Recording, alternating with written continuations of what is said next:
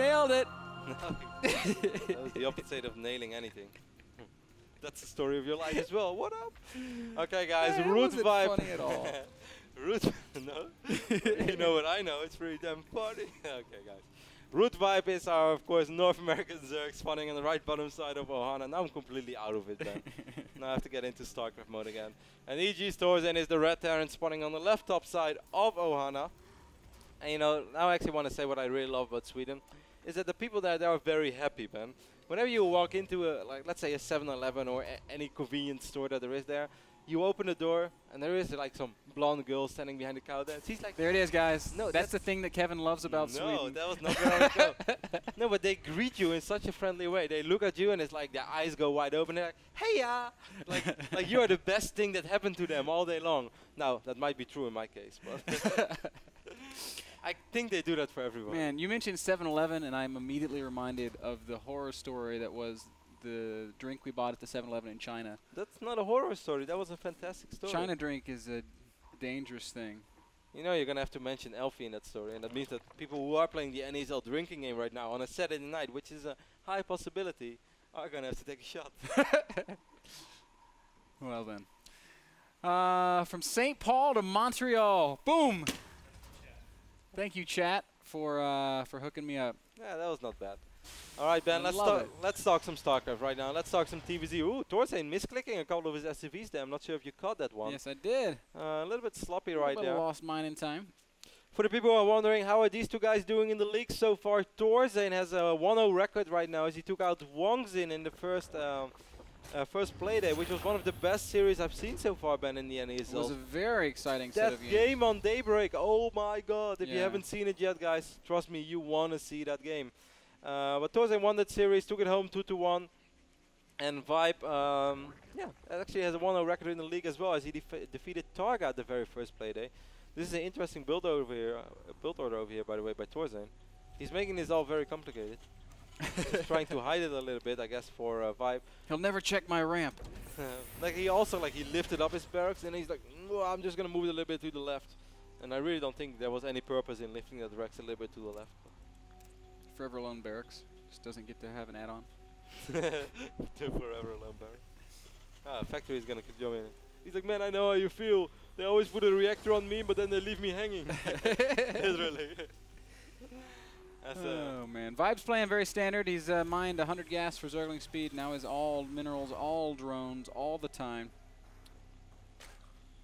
I can remember when I first started playing RTS, and like I would read strategy posts, and it'd be like, okay, mine 100 gas, and take your drones off gas, and only mine minerals with it. I thought to myself, well, how much of a difference can that really make? But it's actually a substantial difference. You know that it actually took an insane amount of time for Zerg players to realize that they do not have to open up with gas against Protoss. And you know, back then I was actually doing a show with the Muslim. We call that show All Eyes on the Muslim. This is going to be a good Skype for Vibe, by the way. But he doesn't see the additional command center. But he has to know. Otherwise, he's going to be very confused right now when he scouts the timing of this command center, but doesn't know there's actually going to be one over here already. Wow, this actually could really throw him off his game. This could backfire pretty substantially. Yeah, and immediately, Ben, because he scouts that this command center is so late, he's producing quite a few links now already. Oh, wow. So this is one case of good scouting working against you. Also, you know, this is a case of Vibe choosing not to scout early. Didn't send out a drone, didn't make one set of lings early on to just see what's happening.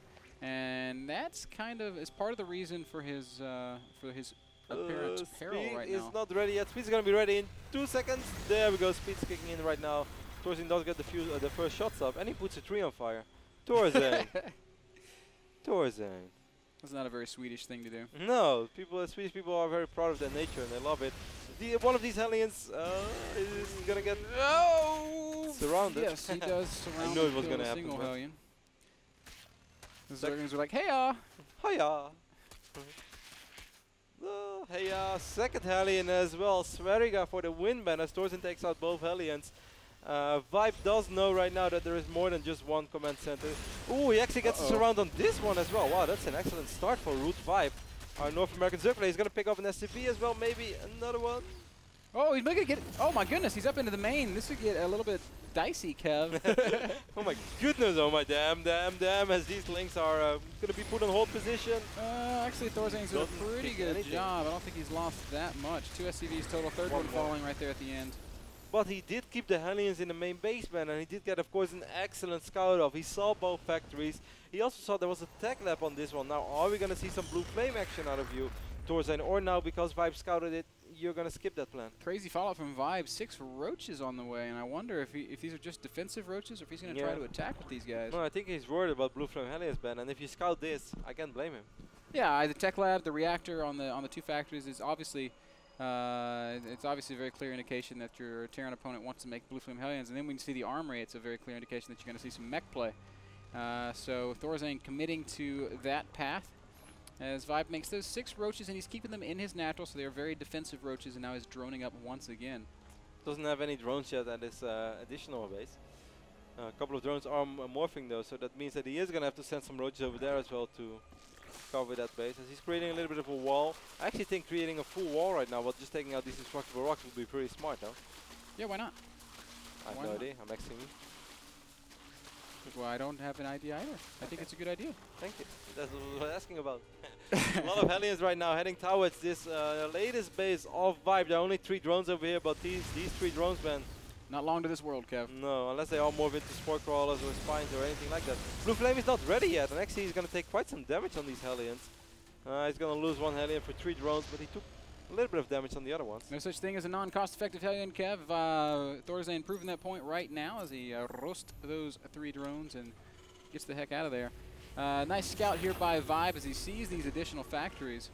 That's like the best Overlord scout in the world. Overlords are not supposed to make it that far. Oh, I think you're going mech. Oh, so we see 5 Rexes, a couple of tech labs. I think I should make links. As these Hellions are going to try to cruise into this third base of Vibe once more. Blue Flame is ready, and he's revealing the fact that he is having Blue Flame as well, as he shot at the hatchery one time. Yeah, Overlord's still just kind of chilling over all these factories, man. This is like... He wants to double check if he's actually not going bio. Nothing to see here, guys.